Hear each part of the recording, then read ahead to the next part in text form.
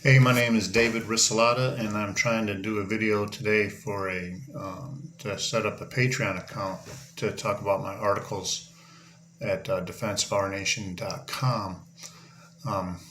I do a lot of writing about the sciences of persuasion, conditioning. My articles can be seen at Sons of Liberty Media. I've been published with the Liberty Loft. I've been published with Global Liberty Media.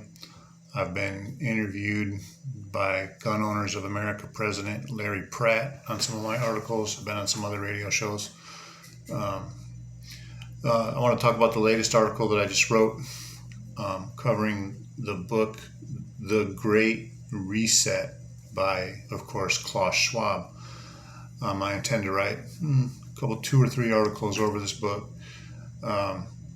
It's interesting, really, because the name of my website, and the article is up right now. It's defenseofouernation.com,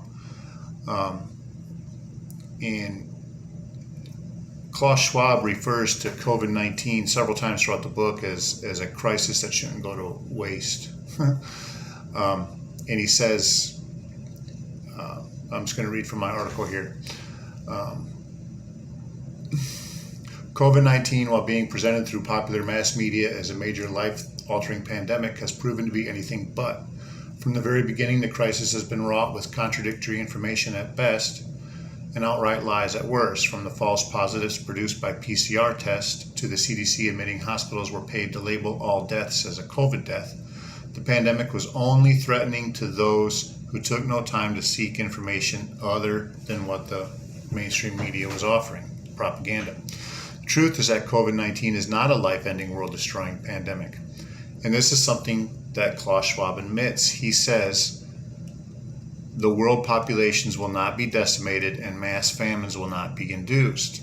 He does, however, ask if COVID-19 will create the opportunity to implement economic and social changes as past pandemics have done. He suggests that COVID-19 is dramatically exacerbating pre-existing dangers that we failed to adequately confront for too long. Well, what dangers is he referring to?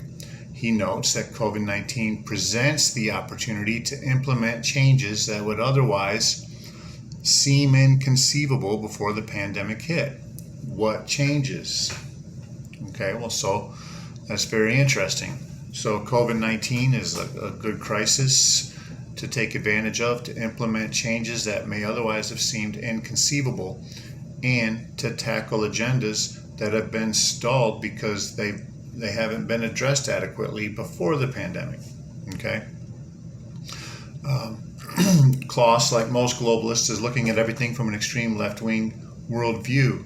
COVID-19, he states, has exposed systematic failures and weaknesses in national governments, which he refers to as the world's fault lines. These weaknesses include loaded liberal terms such as fairness, or the lack thereof, and a rise in social and class divisions. He notes a lack of cooperation among nation states as a key issue in handling COVID-19, particularly the failure of global governance. From this, we can see that a move to a more solidified, organized governing structure will be underway. This has been happening under the guise of the climate change agenda, with UN Agenda 21/2030, otherwise known as Sustainable Development. Now, the Sustainable Development goals are pretty much the same goals laid out in the Great Reset. Fairness, eradication of poverty,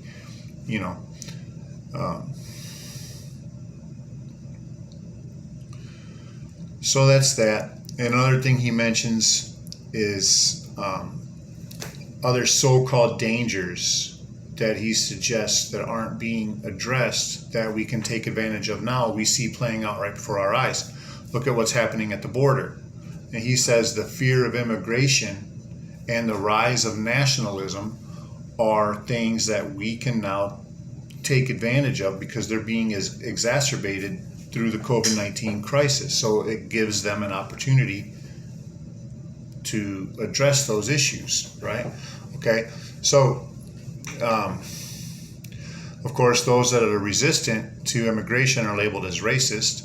I'm going to read from the article here. While many people believe the events currently taking place at the border are the fault of the current administration, America's immigration laws were radically altered in 1965 when Lyndon Johnson signed a bill virtually making it a human right to immigrate to the United States.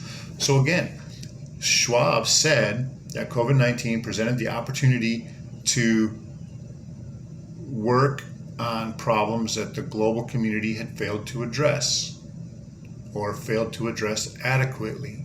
Okay? Immigration is one of those things from their perspective.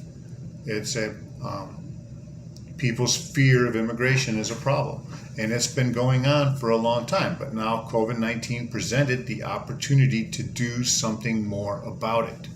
Okay? Schwab refers to the fear of immigration as an existing crisis that is likely to be exacerbated by COVID-19, meaning that eliminating the fear of immigration is one of the issues that the global governing community has failed to confront. The rise of nationalism can also be described as patriotism, right? People who believe in the sovereignty of nation states and the protection of national borders are being viewed as nationalists. In America, patriots are referred to as white nationalists to add the denotation of racism. An article entitled "Political Conservatism as Motivated Social Cognition" refers to the political right as authoritative and resistance to change.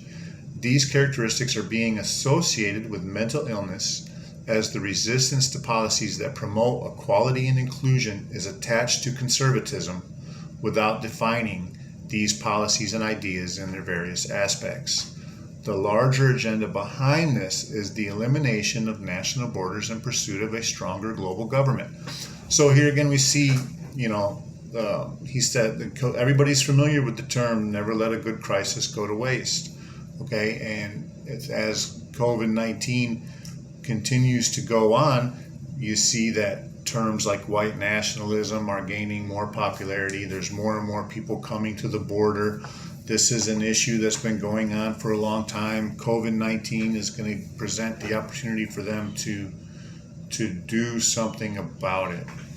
Another one is digital money, taxation. I mean, we got huge tax bills coming down the pipe right now, and a new radical welfare system. At the beginning of 2020, they passed the Emergency Money for the People Act, which included provisions for what everybody understands to be the universal basic income.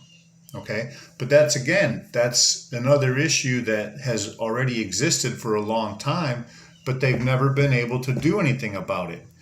All the way back in the 1960s, everybody's familiar with the Cloward and Piven strategy, right?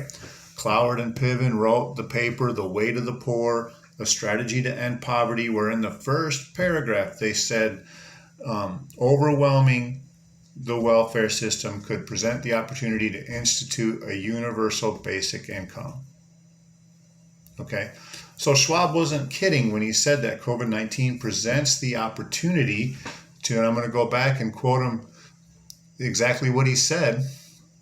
Okay, he suggests that COVID-19 is dramatically exacerbating pre-existing dangers that we failed to adequately confront for too long. So these are all issues that they haven't confronted, that they haven't been able to get implemented, okay? And now they're going to do it, okay?